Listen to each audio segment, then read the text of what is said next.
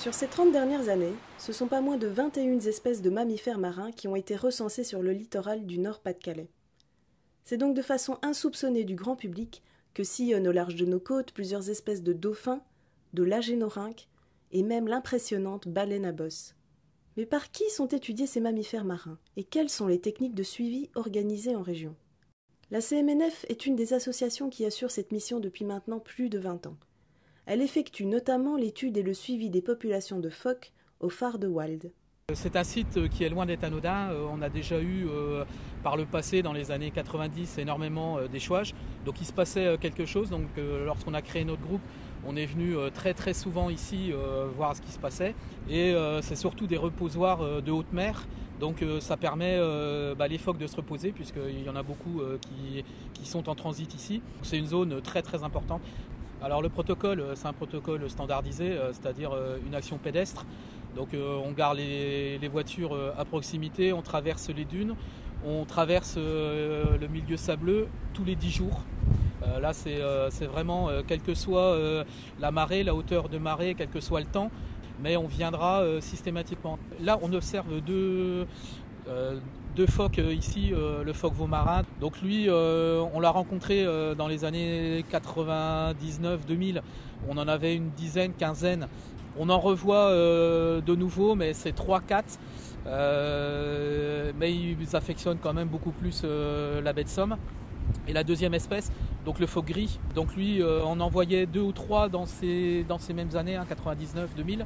Et là maintenant, on est à 20-25. Donc depuis 3 ans, on voit le phénomène qu'il y a de plus en plus de phoques gris qui viennent s'installer sur le littoral du Nord-Pas-de-Calais. L'association Océam, quant à elle, a mis en place différents protocoles d'études en pleine mer pour approfondir la connaissance des cétacés dans les eaux régionales. Nous travaillons sur 4 espèces, les 2 espèces de phoques, le phoque veau-marin et le phoque gris, et 2 espèces de cétacés, le fameux marsouin commun et le lagénorhinque à bec blanc. Nous allons en mer pour étudier les cétacés, donc là nous opérons avec des protocoles de suivi liés à des transects en mer. Tout simplement, on suit à partir d'un bateau une ligne droite et on dénombre les mammifères marins que l'on croise. Nous avons développé depuis peu le même protocole mais à partir de lignes ferry en région.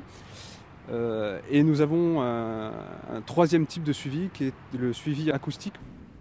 Globalement, les tendances concernant les populations de mammifères marins sont à la hausse. Et pour ce qui concerne le marsouin commun, nous observons un retour dans les eaux régionales de cette espèce depuis la fin des années 90, début des années 2000.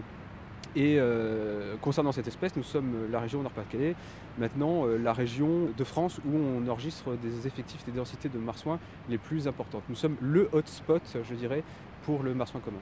La CMNF et Océam comptent parmi les correspondants officiels du réseau national échouage et sont donc susceptibles d'intervenir lors d'une alerte sur nos côtes. Ces échouages constituent évidemment une source de données importante sur les espèces de mammifères marins présentes en région et sur l'état de leur population.